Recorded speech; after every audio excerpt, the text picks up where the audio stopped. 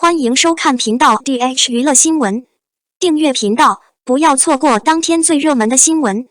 我们今天的时事通讯涵盖以下内容：杨紫这么有魅力，长得不好看，凭什么让无数人黑她？1992年在北京被带入世界的杨紫，没有关晓彤这样的基金会实力领域，也没有景甜这样的资产，只是一个传统的打工家庭。我爸爸是一名消防员，我妈妈是一名教育工作者。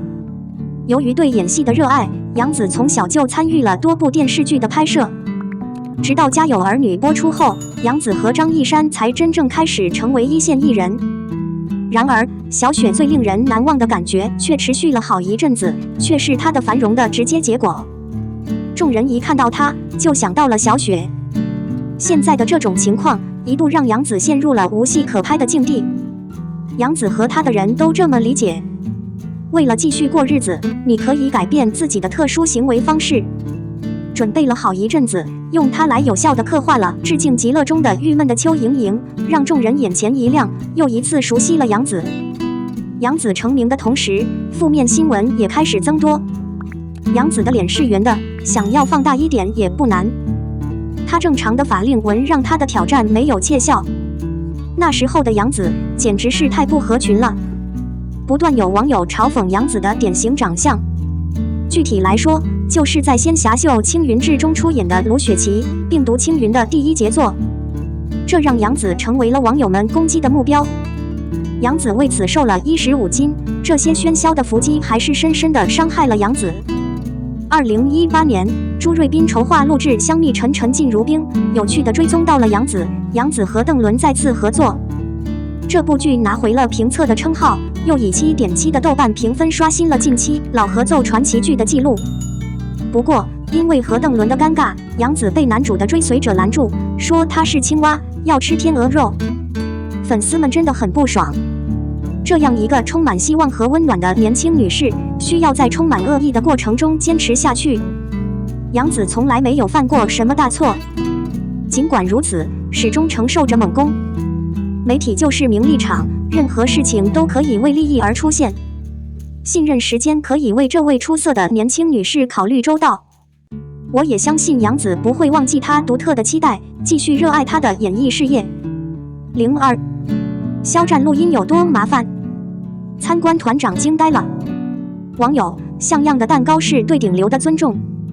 肖战新剧《太阳与我的残局》已经尘埃落定，粉丝们终于可以顺利地传达他们的幸福了。综上所述，与肖战有这么多的活动，尽管有喜悦，但先天的困难也随之而来。盛世繁华，盛世美颜，也有无尽的艰辛。比如上一期节目没有结清的时候，就说肖战的资产危害太大了。这才是真正的在寻找你的缺点，也就是说，骨头可以从鸡蛋中挑选出来，让人不解和无能为力。在任何情况下，无论是诽谤还是谴责，所有事情都考虑到了，这是因为你有专注于你的好处。自2019年肖战成名以来，知名度一直居高不下。不管有没有剧集直播，没有剧集开放，也没有任何练习的配合，肖战的显赫地位依然是内向的屋顶，让其他人望而却步。肖战的高普及度和高影响力同样也为找个人拉了些福利，疯狂程度更是惊人。比如肖战在群里上下班的时候，除了大衣和帽子外，还穿着深色的衣服、深色的帽子和深色的被子，所以他看不到他的眉毛和眼睛。这就是事情是如何始终如一的，但某些人却执着于始终如一的记录。由于该组织的真实解释是路透社完全被禁止和合法的特权安全，路透社仍然受到过度限制。近日，拥有众多电影作品的郭鸿逵院长在半夜左右参观《太阳与我同在班》时，震惊地提起：拍视频直播很热闹。显然，这些不是粉丝，而是为了利益的中间射手和主播。一方面，我对那些人的行为感到恼火；另一方面，我深深感受到肖战拍戏的难度。表演要求演员全身心地投入到情节中，以此作为一种极好的情感表达方式。现场有足够的人员告知实情，好在他们会合作。不过那些代拍，现在已经不是直播了。他们创造的闪光、噪音和混乱的环境一直困扰着演员，无论是在一天中还是现在不在。晚上逾期。粗略地考虑一下，这让演员很头疼。当然，肖战的专业和毅力，我当然会接受，但是这背后的难化可能超出了常人的创造力。正如宣布的那样，没有生意，没有伤害。一方面，该小组受到严格的守卫，基本的答案是照顾你的个人武器，使它们变得珍贵和滞销。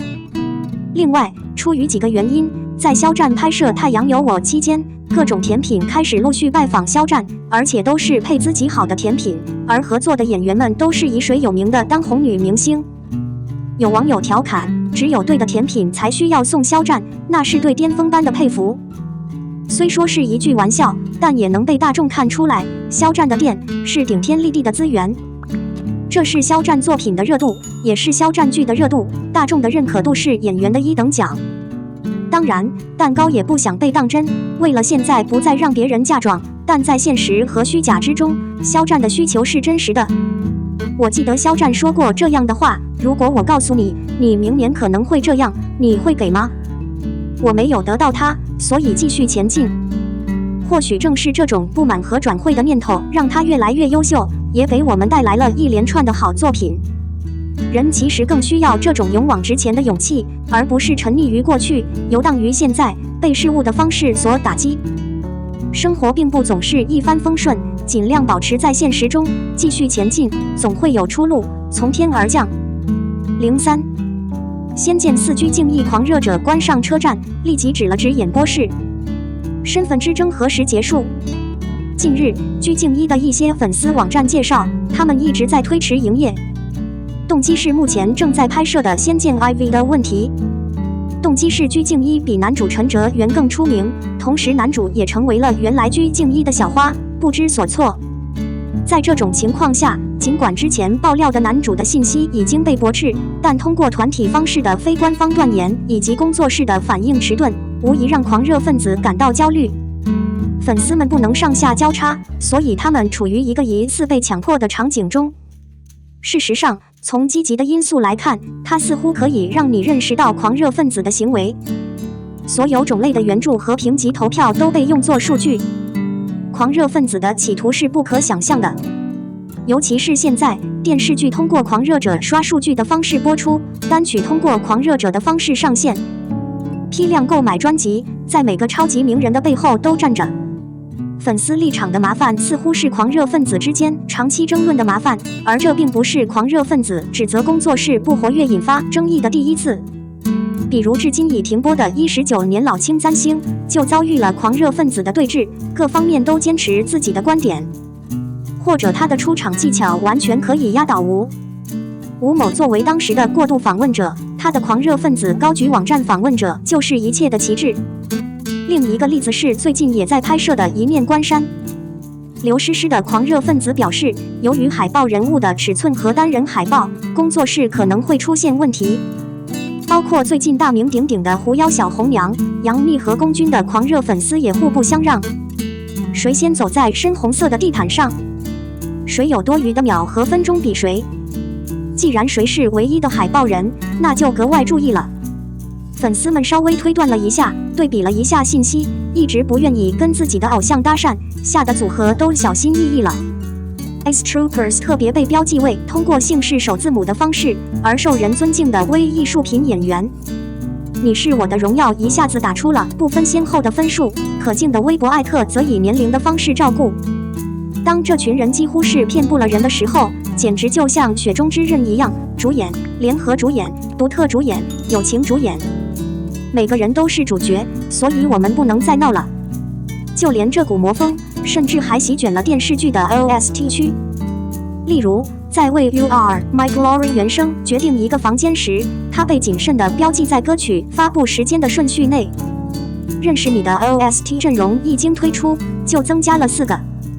歌手的呼唤是通过歌曲发布顺序的方式伴随的。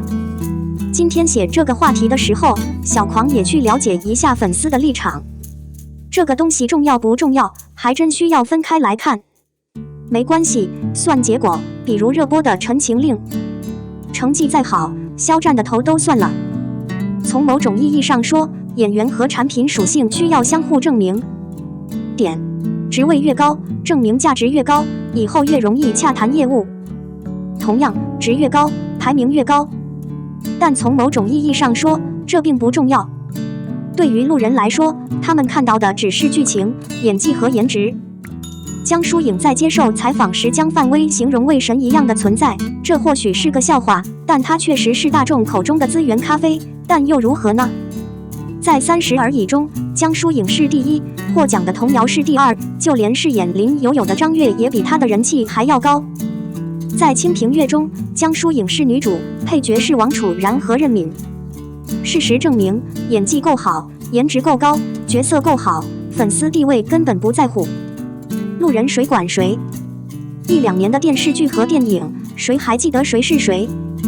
天下的成功只有雷佳音一个人负责吗？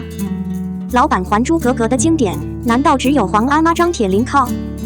在《七月与安生》中，大家知道金马奖的2位女主，谁一遍又一遍地问这个问题？除此之外，剧组也在做事。就像2019年关于小愿望的时候，花了1年时间才知道这部电影已经和王大陆、彭昱畅签约了。包括这次《仙剑4》事件，该剧的拍摄已经过半，官宣到现在都没有发布，只剩下营销号散播各种谣言，焦急的粉丝们纷纷跺脚。我们的新闻部分文此结束，欢迎把你们的想法留在评论区，大家一起讨论一下。欢迎，也别忘了帮我点个赞加关注谢谢大家。